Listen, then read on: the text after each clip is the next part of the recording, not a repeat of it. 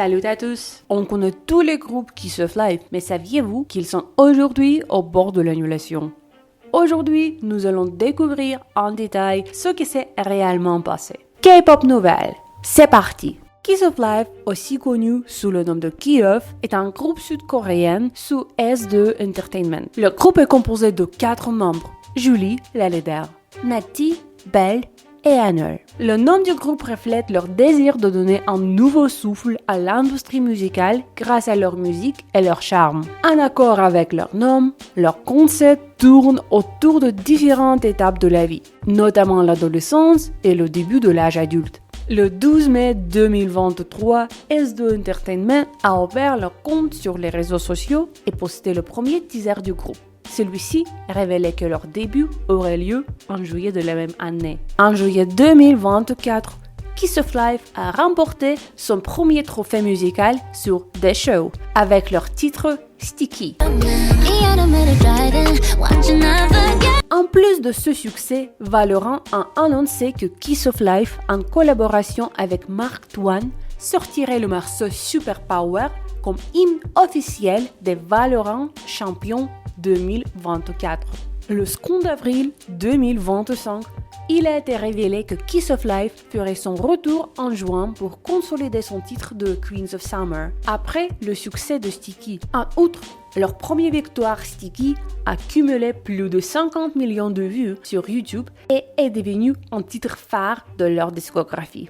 Kiss of Life était alors au sommet de leur popularité, prêt à sortir un nouveau tube cet été.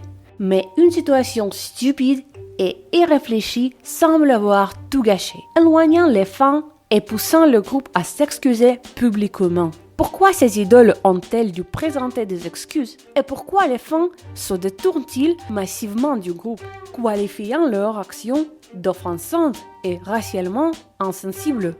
L'incident de leur anniversaire. Le 29 mars, la leader Julie a fêté son anniversaire et le groupe a organisé un live traditionnel.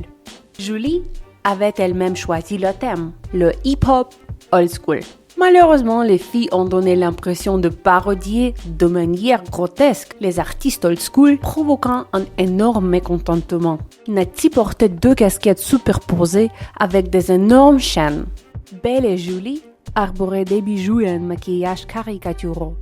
Annol, quant à elle, avait les cheveux tressés en cornrows, tresse africaine. Beaucoup savent que de nombreuses idoles ont déjà été critiquées pour l'appropriation culturelle de la culture noire, utilisant des éléments historiques comme des simples accessoires stylés. En plus de leur tenue, les filles ont adopté un comportement absurde, jouant les rappeurs et les rappeuses stéréotypés.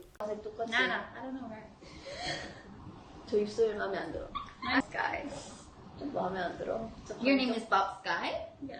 Who that? 마음에 안 들어. Who that? My man, and that's not a bestie. I didn't. Mais ce n'est pas tout.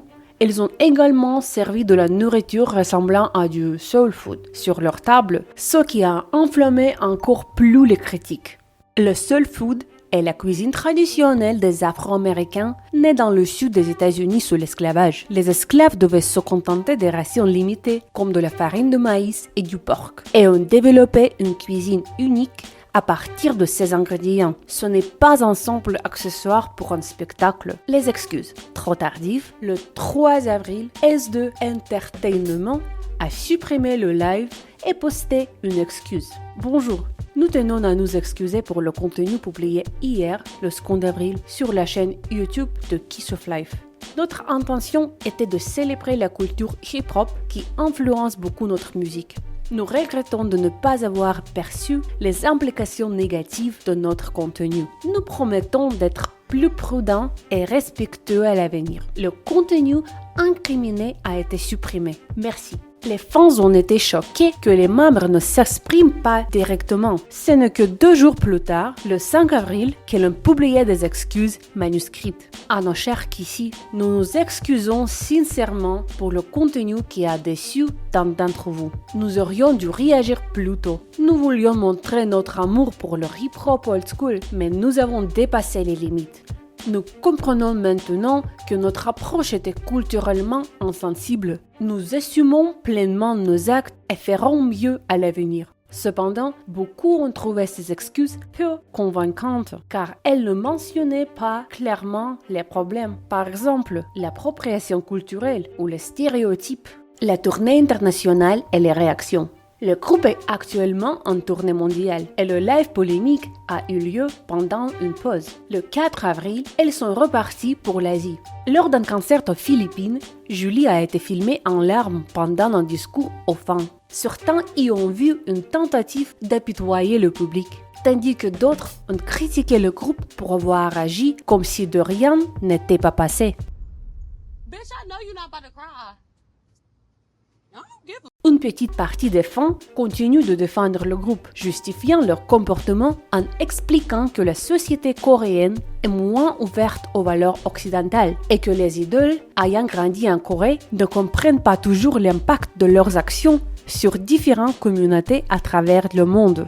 Cependant, il est intéressant de noter que Julie et Belle sont nées et élevées aux États-Unis pendant la moitié de leur vie. Ces deux membres maîtrisent parfaitement la culture noire américaine, ainsi que l'anglais et l'histoire des États-Unis. Un passé problématique qui ressort. Peu avant leur début, S2 Entertainment avait présenté les membres à travers une série de clips solo avant la sortie de leur premier mini-album. Parmi eux, un ancien clip de Julie où elle reprend une chanson de B.O.B.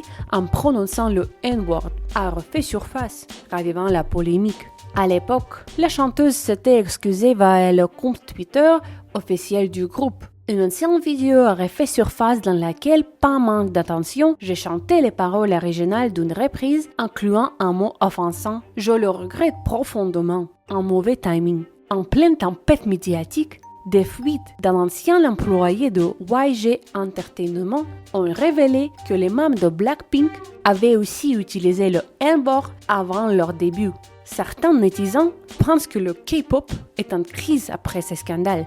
Ainsi, il ne reste plus qu'à voir si les fans internationaux permettront au groupe de retrouver sa pertinence et sa popularité, ou si leur annulation sera définitive.